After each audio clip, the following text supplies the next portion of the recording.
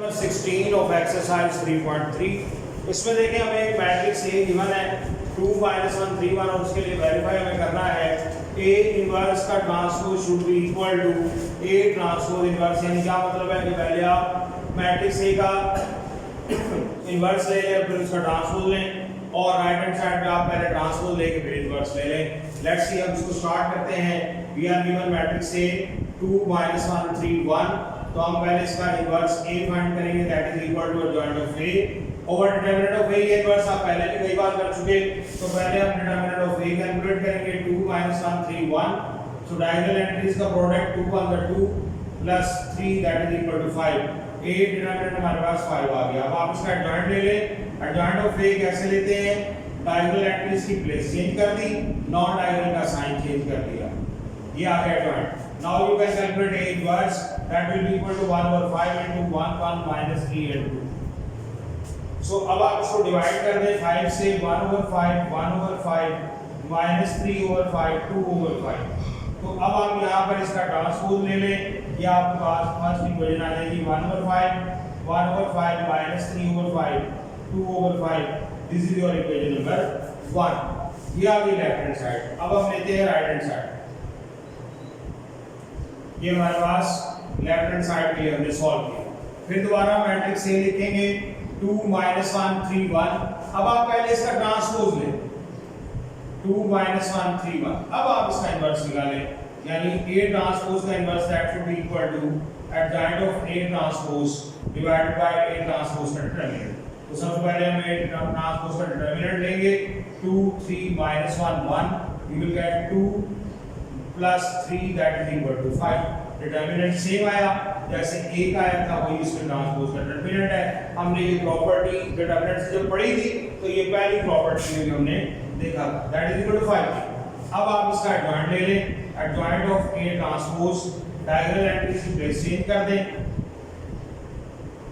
It will be 1 2 -3 and 1। Diagonal entry की place change की और नॉन डायगोनल एंट्रीज का हमने साइन चेंज करें। अब आप इनवर्स फाइंड करें ट्रांसपोज का तो इजीली आपने 1 और 5 1 minus 3 1 और 2 इससे डिवाइड कर दें। लेट्स सी कि क्या आता है। A transpose inverse that is equal to 1 over 5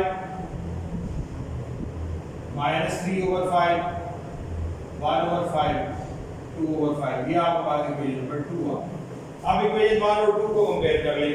That is from equation 1 and equation 2 left hand side is equal to right hand side और ये प्रूव हुआ A inverse का transpose that is equal to A transpose का inverse and so। तो इस तरह से हमने क्वेश्चन नंबर 16 जो है वो उसको सॉल्व कर लिया। अब last question of this exercise question number 17। अब इसमें देखें ये चीज हम पहले मैट्रिसेस को लेकर प्रूव कर चुके हैं बट यहाँ पर इसे हम लॉजिकली प्रूव करेंगे और इसको भी हमने लॉजिकली प्रूव करना है। लेट्स सी कि कैसे इसको प्रूव किया जाता है। वी आर गिवन यहाँ लेट कर लेते हैं एज वी नो दैट लिख लें एज वी नो दैट कि अगर किसी भी मैट्रिक्स को आप उसके इनवर्स से मल्टीप्लाई करते हैं तो that should be equal to I. यानी AB को अगर आप AB के इनवर्स से मल्टीप्लाई कर रहे हैं तो ये किसके इक्वल आएगा? I के इक्वल आएगा। अब हमें ये पता है कि किसी भी मैट्रिक्स को उसके इनवर्स से मल्टीप्लाई करें तो वो आइडेंटिटी मैट्रिक्स से इक्वल आता है। लेट्स सी अब क्या करते हैं कि हम इसको मल्टीप्लाई करते हैं B इनवर्स से AB into B इनवर्स और इसको एज इट इज रहने देते हैं और यहाँ पर भी हम B इनवर्स से मल्टीप्लाई कर देते हैं। सो अब हमारे पास बचा A B into B inverse क्योंकि ये एसोसिएटिव होती है multiplication of matrices. So AB inverse is equal to B inverse.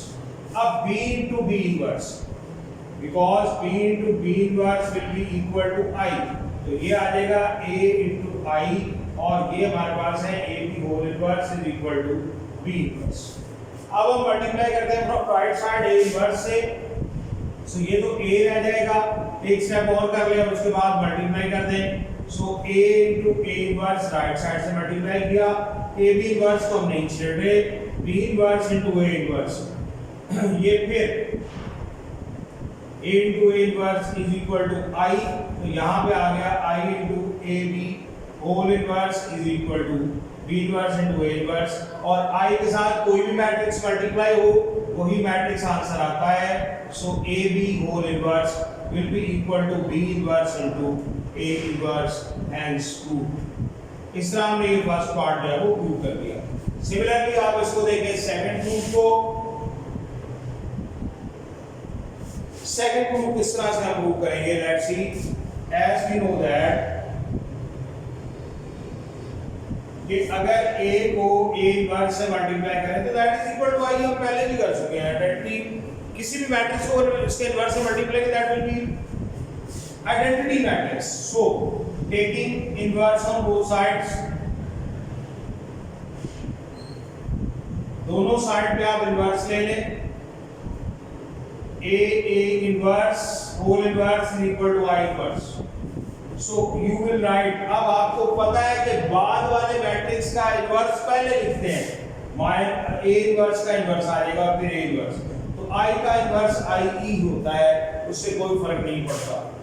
So you will get a inverse whole inverse. अब ये आपके पास a इनवर्स आया, अब आप इसको a से मल्टीप्लाई कर दें, राइट साइड पे भी a से मल्टीप्लाई कर दिया, a इनवर्स होल इनवर्स। अब a into a इनवर्स यहाँ पे लिख दें, a inverse into a is equal to i। सो ये जो है ये आपके पास i आ गया, और इस तरफ आपके पास a आया। i किसी भी मैट्रिक्स से मल्टीप्लाई हो तो वही मैट्रिक्स आता है, that is equal to a hence 2।